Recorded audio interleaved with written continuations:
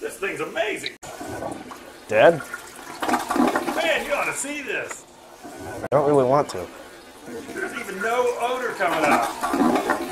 You know, now that I think about it, indoor plumbing is something we really take for granted. It'd be nice to learn how it works. Let's get to it.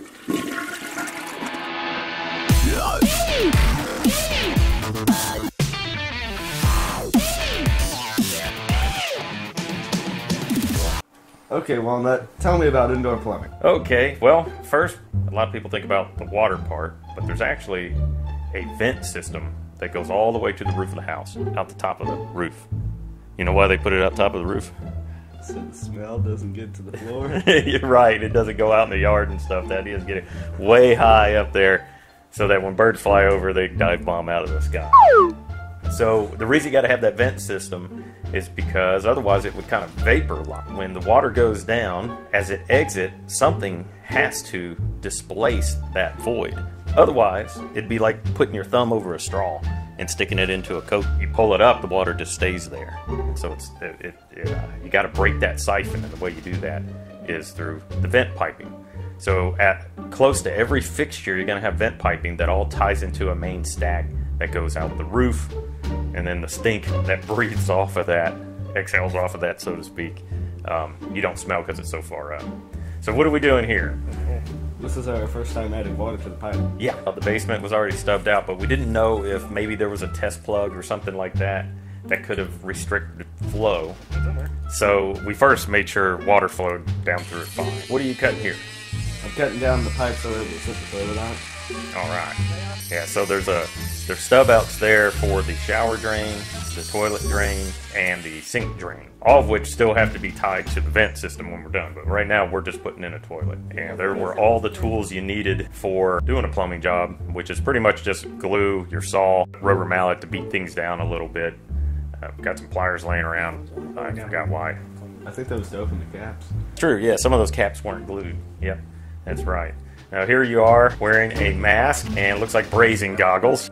The goggles are a good idea, right? The chemicals could splash in your eyes. Right. So anytime you're dealing with liquids, other than water maybe, but in this case the water wouldn't be too clean. Anytime you're dealing with liquids, it's good to have goggles that, not just safety glasses, but goggles to prevent splashing in your eye. So here we're doing the routine where you first put on a primer. It's purple. That activates etching the PVC plastic and gets it ready for the actual cement. Now, it's not just glue. What is that thing really doing? It's a chemical what? Chemical weld. Right, it's a chemical weld. So when you put the primer on and then you put that solvent on, it actually starts melting the plastic.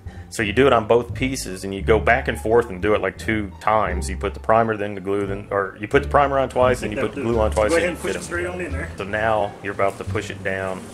There you go. And then they'll fuse together as a chemical weld. So why did you need to hold it down like that, push it down like that? Whenever the chemicals were combining, it would be pushing back up, so I need to hold it down for about 20 seconds. Yep.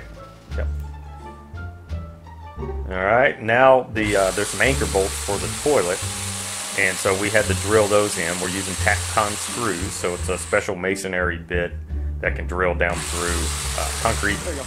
And then there's special screws that drill in there as well. We put some shims under the flange there. Now eventually there will be flooring that comes in here, like some tile, so it'll be even with that flange. We're nowhere near on this project ready for flooring, so we're putting this in. We're just going to shim under it and then anchor it down, and it'll never go anywhere. And what's that right there? That's the wax seal. Yeah, what's it do for you? It's for keeping odor and water vapor from coming up inside the base of the toilet. Right. So underneath that toilet, you wouldn't want it condensing under there. What'd you discover here? Half of my mask wasn't actually on. Yeah, so about half of this job you were looking for, you didn't realize it. You were breathing in stink air. That's straight from the sewer, stink air. It's kind of funny. That's all right. You'll survive it. And there we are. I'm setting the bowl down. We have the little anchor bolt stuck into the flange. This is always a bear. Sometimes it helps to have 2 people, but you see that it wasn't the end of the world. So you see the whole thing's supported on that wax right now, so I'll have to shimmy it around and push down until it just smushes the wax. There I am smushing the wax, and then it seats down.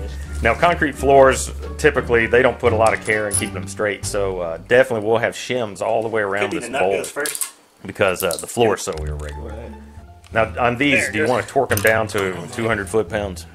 No. Why not? Just because it could crack the porcelain. Right, it definitely cracked the bowl. Barely get it snug. After you shim, that's what keeps it level, and then just barely get it snug, and it'll be fine. Now, why did you just pour that water in there? It was so we could create a seal of liquid to keep vapors from coming up through the pipe. Right. When you look at a toilet on its side, you'll see that it has a built-in P-trap. Now, that P-trap isn't like pee, like urine. The P-trap is a term in plumbing to create just what you said, a liquid leg of water. Because liquids are heavier than gases, it will sit there and block the air from coming in. Gases always want to go up because they're less dense. By having that geometry, the gases won't go down and then back up. On a new toilet, you have no liquid in it.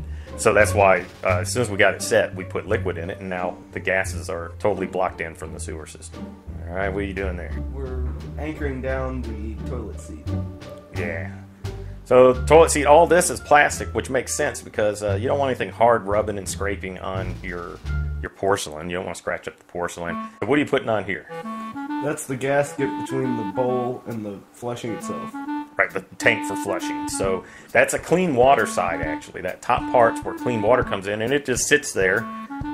You know, it's a big wide spot in the plumbing line just to allow a huge flush to come through, about a gallon or two, 1.6, 1.7 gallons, to flush whatever's in that toilet. And that's pretty much it for setting a toilet. The toilet itself has that P-trap built into it, so it's really you just glue in a flange and set it on it with a wax ring in between.